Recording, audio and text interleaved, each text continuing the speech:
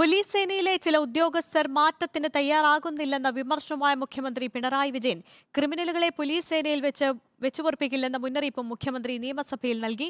ലോക്സഭാ തെരഞ്ഞെടുപ്പ് പ്രചാരണ ഘട്ടത്തിൽ രാഹുൽ ഗാന്ധിയെ താനൊന്നും പറഞ്ഞിട്ടില്ലെന്നും രാഹുൽ ഉന്നയിച്ച വിമർശനങ്ങൾക്ക് മറുപടി പറയുക മാത്രമാണ് ചെയ്തതെന്നും മുഖ്യമന്ത്രി വ്യക്തമാക്കി.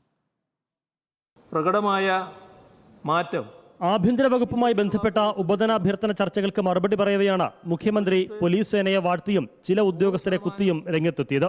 ചില പോലീസ് ഉദ്യോഗസ്ഥരുടെ ചങ്ങാത്തവും മനോഭാവവും ചൂണ്ടിക്കാട്ടിയായിരുന്നു മുഖ്യമന്ത്രിയുടെ വിമർശനവും മുന്നറിയിപ്പും. ജനകീയ സേന എന്ന നിലയിൽ ഭൂരിപക്ഷം ഉദ്യോഗസ്ഥരുടെ മനോഭാവത്തിലും ജനോന്മുഖമായ മാറ്റമുണ്ടായിട്ടുണ്ട്.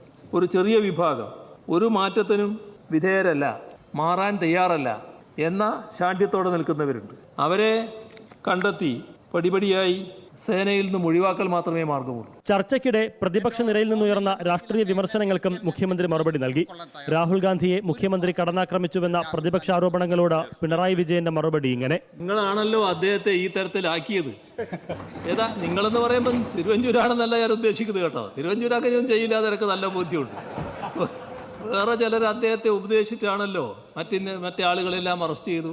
എന്തുകൊണ്ട് കേരളത്തിൻ്റെ മുഖ്യമന്ത്രിയെ എന്തുകൊണ്ട് അറസ്റ്റ് ചെയ്യുന്നില്ല? എന്തടിസ്ഥാനത്തിലാണ് ചോദ്യം? ഇവിടെ കേന്ദ്ര സേന എന്തെല്ലാം ചെയ്യാൻ പറ്റുമോ അതിനെല്ലാം നോക്കുന്നു. അതിനെ ചൂട്ടുപിടിക്കാനാണല്ലോ നിങ്ങൾ ശ്രമിക്കുന്നത്.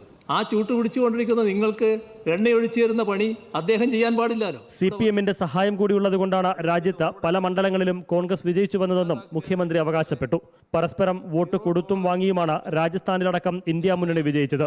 എന്നിട്ടും ഒറ്റയ്ക്കുള്ള ശക്തി കൊണ്ട് എന്തോ നേടിയെന്നാണ് കോൺഗ്രസ് ധരിക്കുന്നതെന്നും മുഖ്യമന്ത്രി കുറ്റപ്പെടുത്തി.